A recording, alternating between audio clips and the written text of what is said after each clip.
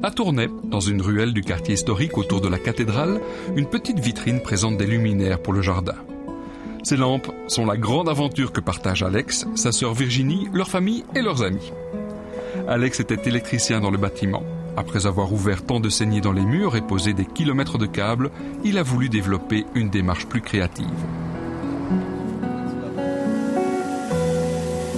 Dans l'atelier aménagé dans l'ancienne petite étable qui prolonge sa maison, de gros blocs de pierre sont débités.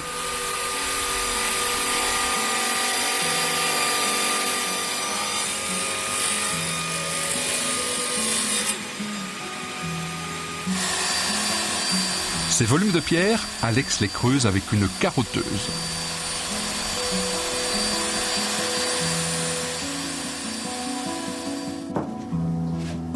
Cette pierre qui constitue le matériau de base des luminaires ne vient pas de Chine. Elle est de chez nous.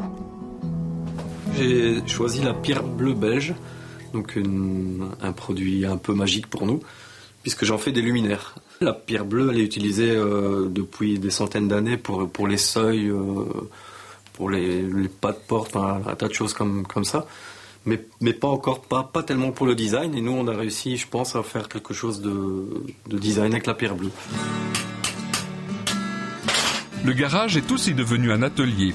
C'est ici qu'Alex soude les pièces en acier inoxydable qui constituent les supports des lampes. Pour des lampes qui doivent affronter le temps et les éléments, il faut du solide. Alex utilise des douilles en céramique de toute première qualité. Les formes des luminaires, les matériaux, les modes de fabrication, les nouveaux modèles, les évolutions techniques, tout cela est le fruit d'un travail de création permanent. Ça aussi, c'est ma passion d'être inventif. Je ne dors pas toujours bien.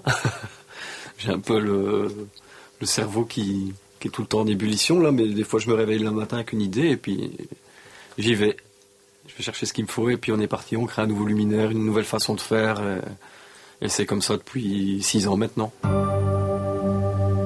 Quand on développe une activité artisanale sans grands moyens au départ, la solidarité peut jouer un grand rôle. La famille, les amis entourent Alex et donnent des coups de pouce. Pour découper le plexiglas, une ancienne machine à tracer a été récupérée et transformée. Le résultat, le voici. Les lampes d'Alex font leur bonhomme de chemin dans la région tournaisienne.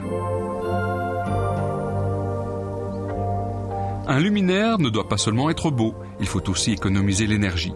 Alex suit de près les évolutions techniques. Les fabricants de luminaires travaillent vraiment très fort là-dessus. Style Philips, SRAM ou des choses pareilles, ils font des développements de lampes économiques très performantes. Des power LED maintenant qui arrivent sur le marché, des lampes halogènes mais qui consomment moins d'énergie qu'avant. Ils essaient de descendre ça à moins 30%. Donc on arrive à avoir des choses de qualité. C'est encore un tout petit peu plus cher, mais on voit que ça tente à diminuer. Alex a aussi imaginé des appliques.